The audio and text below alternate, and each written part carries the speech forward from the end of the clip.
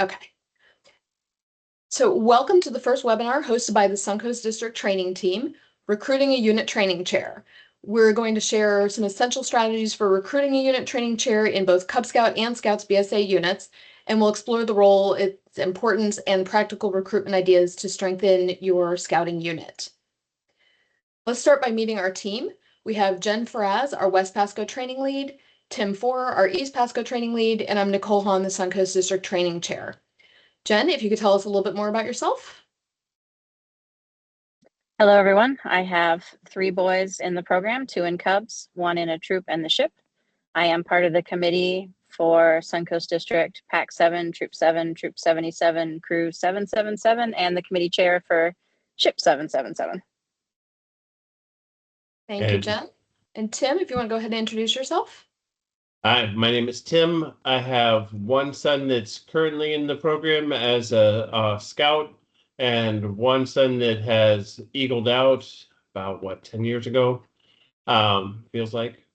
Currently a den leader in 72 in Suncoast District, and I'm also a leader in Troop 148, and of course on the training team.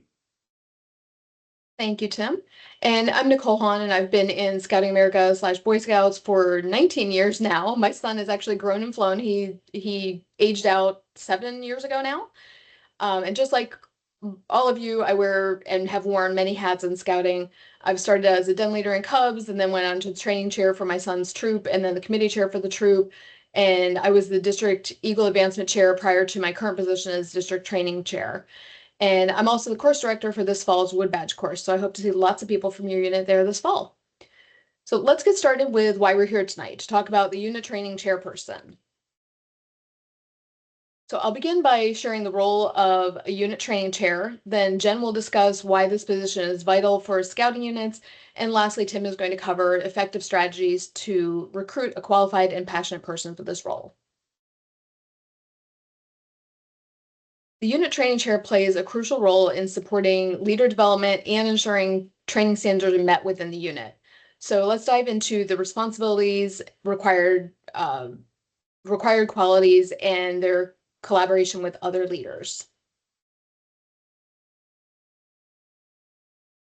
The unit training chair is responsible for making sure all the leaders in the unit have the required training, such as safeguarding youth, the old YPT, youth protection, IOLS, BALU, Scoutmaster specifics, hazardous weather, etc.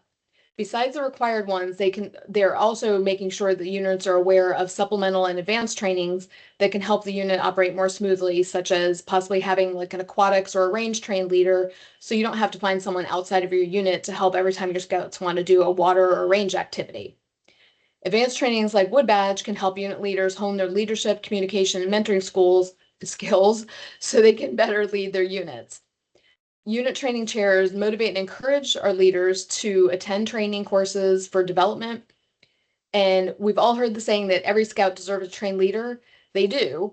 And we want to make sure that all of our leaders are trained because trained leaders know the scouting program, they have the skills to respond to a variety of situations, and are more comfortable and confident in their abilities.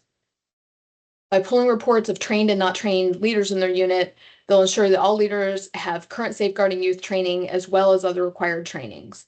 They'll also know who has some of the supplemental trainings the unit may need for an upcoming activity, and that all leaders are providing the expected experience and everyone is safe while doing all the scouting activities. They also act as a communication link between their unit and the district committee, the district training committee. And our district training team is here as a resource to help ensure that each unit has the training and resources they need so they can put on the best program possible for our scouts.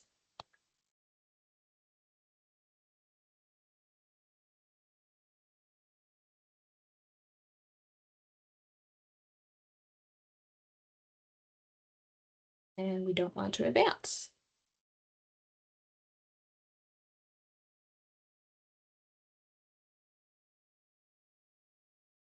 Sorry, technical difficulties here.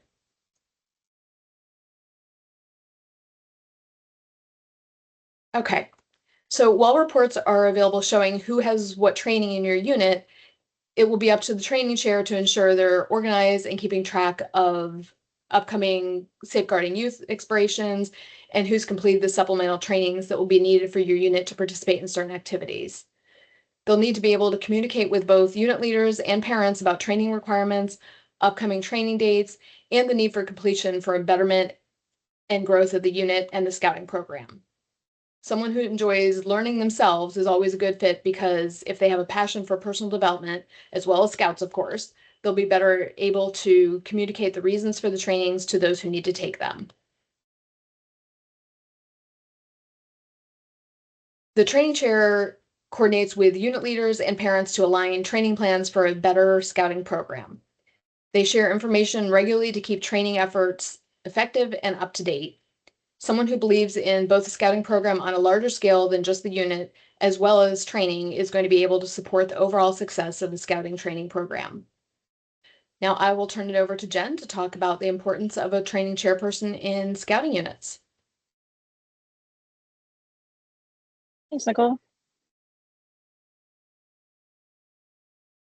So having the dedicated training chair strengthens your unit because you can help ensure that your leaders are well prepared, promote your program quality, and support youth in safety and advancement. It's also one less hat that you have to take on as either a committee chair or scoutmaster, cub master of the unit. Anything you can help delegate to other leaders is one less hour a week, and this is an easy thing for even a parent to help out with.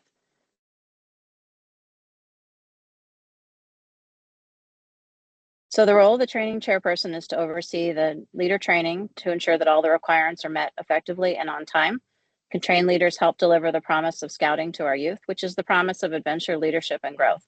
A trained leader is knowledgeable and more confident in the roles being performed, and trained leaders really impact the quality and programs and the safety of our youth. So training chairs have access to reporting for the unit through the My Scouting portal. They can see upcoming expirations, training completions, as well as add leader training for courses completed out of council. If you travel to other areas for summer camp, for example, it's very common that the IOLS training for scoutmasters and assistant scoutmasters for troop leaders are done out of council, and those records need to be entered manually. So some training is required for basic adult registration, like our den leader training or our scoutmaster training that we take online. And of course, the now annual safeguarding youth training. But prior to last year, that youth protection training was only required every 2 years, but now every year you need to keep up with your renewal. And keeping up with these expirations in your unit is an important safeguard for the youth in our care, but it's going to be much more frequent now with the annual expiration. An example of specialized training in your Cub Scout units, in order to be able to have a unit camp out, you need to have at least one leader trained in BALOO, which is the basic adult leadership outdoor training.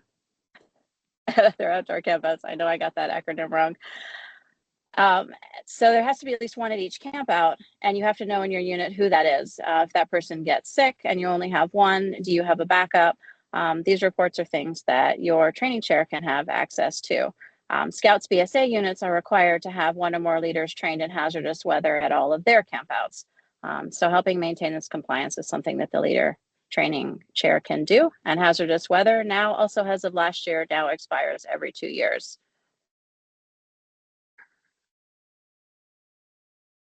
So going to training equips leaders with skills to maintain the high program quality and the youth safety. So in addition to the camping requirements we just talked about, like BALOO and hazardous weather, there's other training that's needed to implement parts of the scouting program, as Nicole mentioned, such as climbing, aquatics, and range and target activities. So while our council is able to provide supervision for a lot of these activities, if you do them at council camps, which is fantastic, that does depend on the availability of these volunteers through council and can also carry an additional cost. So having your own leaders trained within your unit can help reduce both of those barriers. And if you're also doing an offsite events like a troop paddle camp out, your unit is going to need to provide your own trained leaders for that activity. So having your leaders trained in these supplementals training and knowing who those leaders are allows you to really expand the activities to the youth that we serve. Our council is extremely proactive in offering many of these training courses throughout the year right here locally for your adults to get trained. And the best way to find those upcoming courses is to look through the calendar at the homepage at the tampabayscouting.org site.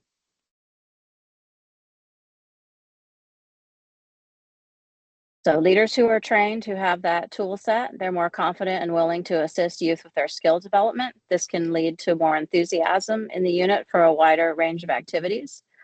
Sometimes a lack of willing volunteers in our units may just come from nervousness of a knowledge gap. Even activities that are very familiar to experienced leaders, of something just like an overnight camp out, can be very intimidating for a new leader, and getting them through one of the Scouting America training programs like BALU or IOLS is a great way to get them involved and turn them into an active volunteer for your unit. So confident leaders, they increase youth engagement and retention in the scouting programs. And even confidence doesn't have to be knowing what exactly it is that you're doing, but being able to be confident enough to say to the youth, I'm not 100% sure about that, but let's find out together, is a skill that you can even grow through training programs. If a youth feels like a leader is trustworthy, he or she is more likely to remain and engage in the unit.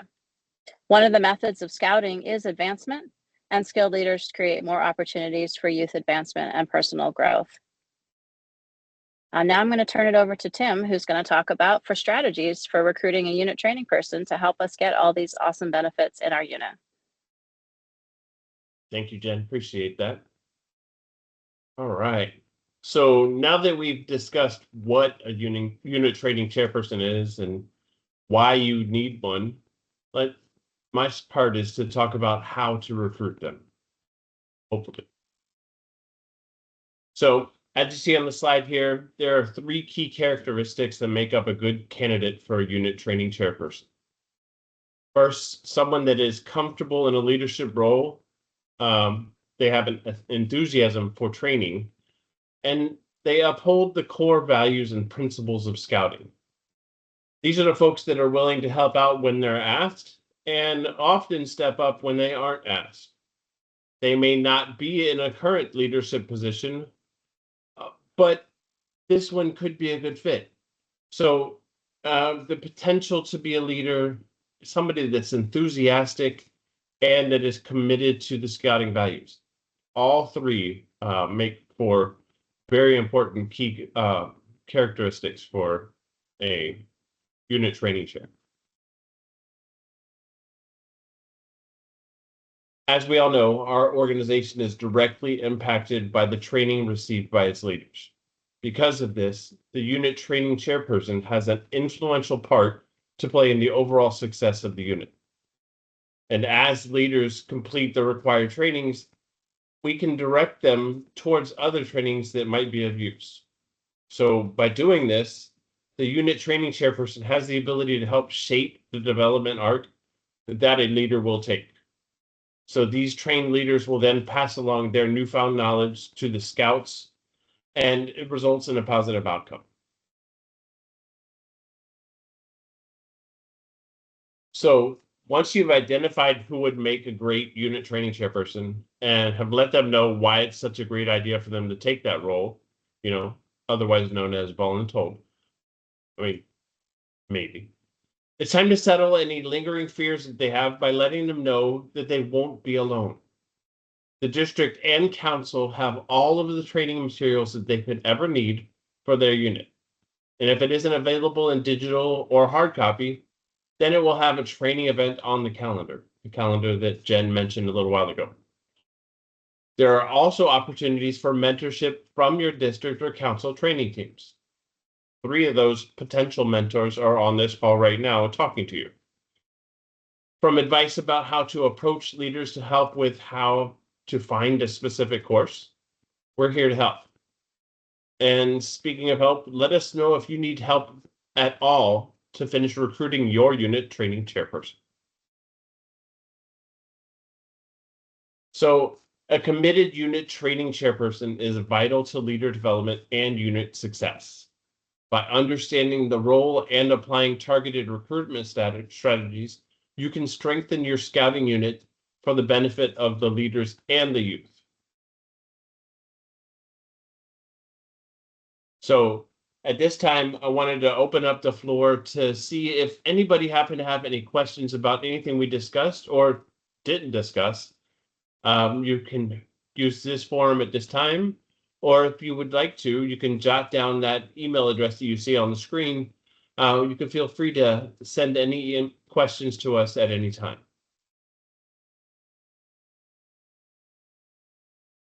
And you can go ahead and unmute yourself if you do have any questions you'd like to ask right now.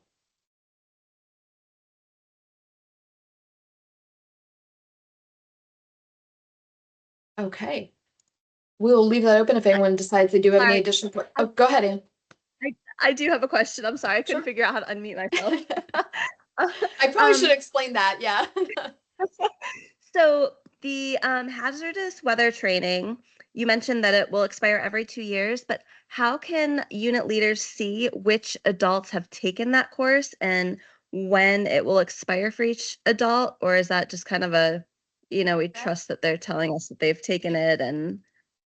That is a great question, Ann, and that's actually segues perfectly into my next slide. So Oh, okay, perfect. Yeah. give me 1 second. Are you all seeing my screen now? Yes. Okay. So we do have another one. Today's was meant to be just a very quick one, just brief for anyone who's not already a training chair, to help units kind of get the basics of what's needed from a training chair.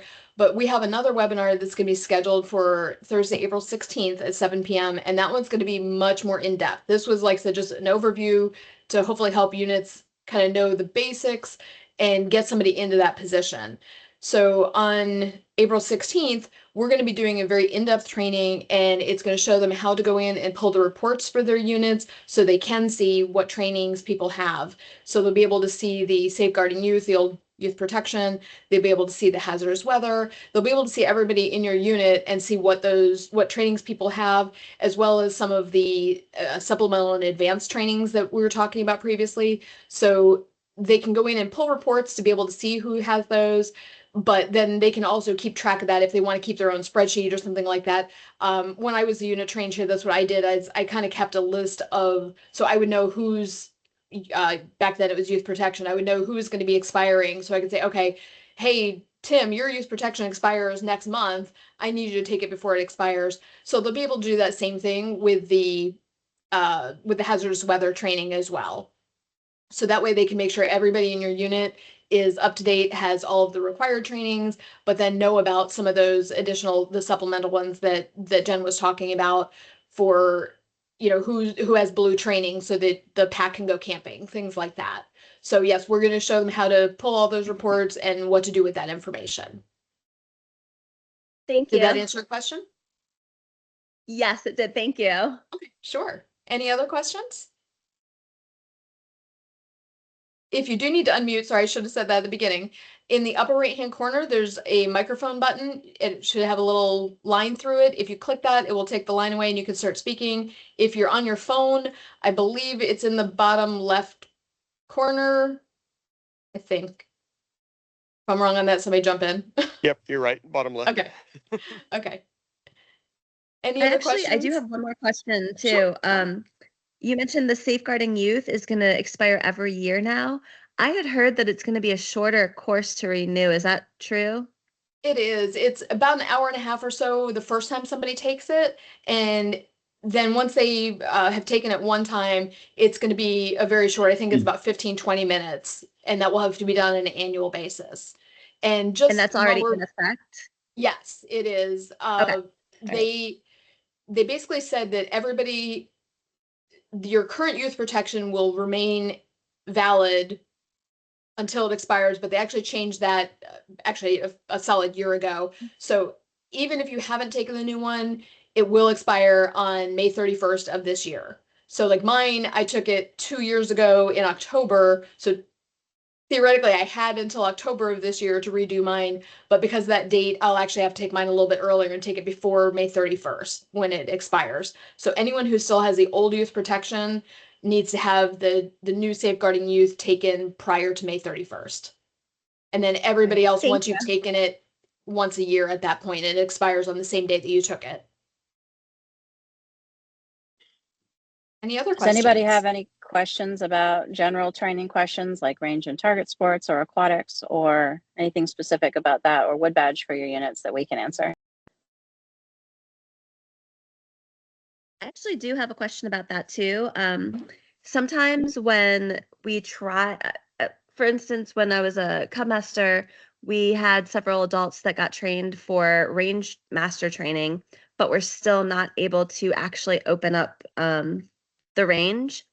So is that similar for troops if we have adults that get aquatics trained or like the climbing training, will they still not be able to actually open the pool up for the troop or open certain things up? Are there other preventative things in place preventing us from doing that?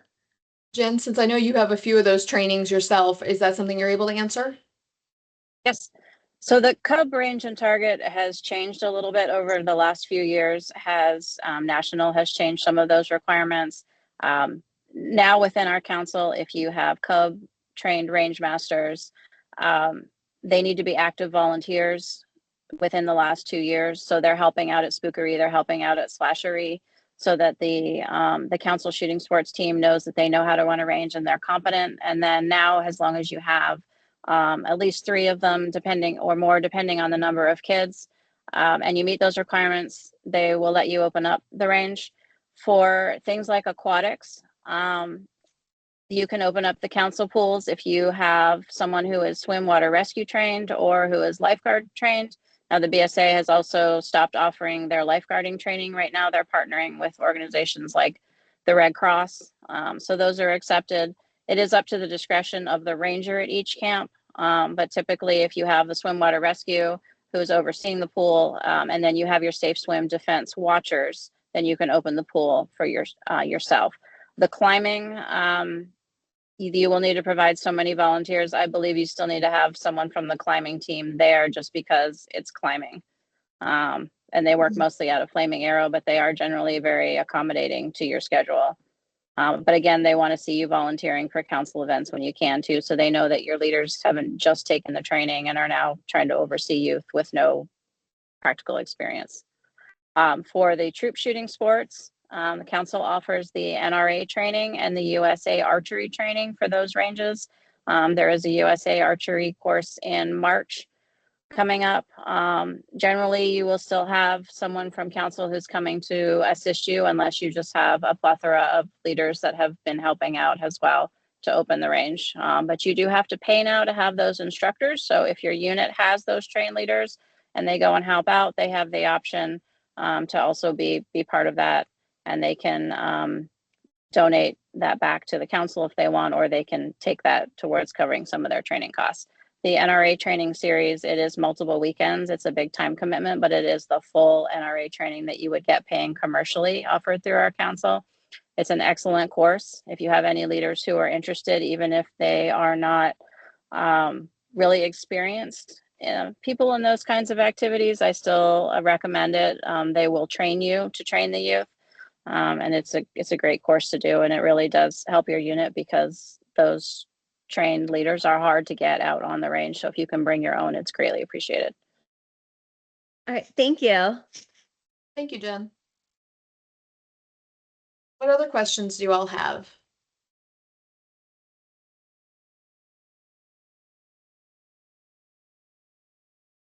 Okay. Well, if you think of any, we could put the our email back up, but it's suncoasttrainingteam@gmail.com. Feel free to email us, even if you're not in Suncoast, that's totally fine. We'll either direct you to your district training chair, or if we can answer, we're more than happy to help out with that.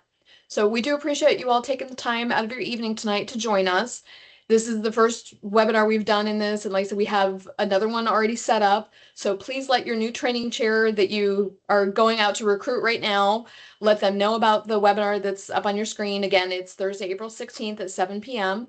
And it's going to require registration just like you all did to come to tonight's meeting. Have them go ahead and register for that. And we're going to give them the basics of what they need to be able to take on that training chair role. But current training chairs, even if they've been in the position for a while, they're also welcome to join us, because I don't believe there's been any type of prior training like this before. I know when I took on the training chair role in my unit, there are a lot of things now in the position I'm in now that I wish I had known then, and that I could have done better and done differently back then. So that's what we're offering this so that we can hopefully have the units at a higher level for their training, and that makes everybody more comfortable. And some of the things, that we talked about throughout tonight's webinar, it just overall makes the unit better, and it's going to make a better experience for both our scouts and our adults. And the units can just do a lot more with it. So existing people are welcome to join us as well. And if for some reason your unit doesn't have a training chair by that date, or if the unit committee chair or whoever's responsible for that training, they can attend in their place. So that's fine if you don't have somebody by then. We'd still love to have someone join us still. So at this point, you're welcome. If you want to scan the QR code that's on the screen, you're welcome to do that. And that will bring you to the registration for the next one. We'll be showing them how to pull those trained and untrained reports, giving them some resources and much more. And finally, thank you to Tim and Jen for your time putting and preparation to put this webinar together and to provide you resources for our units. And I hope everyone has a great evening. We'll talk with you soon, and reach out if you have any questions. Good night. Thank you. Thank you. Good night. Thanks. Thanks. Thank you. Thanks.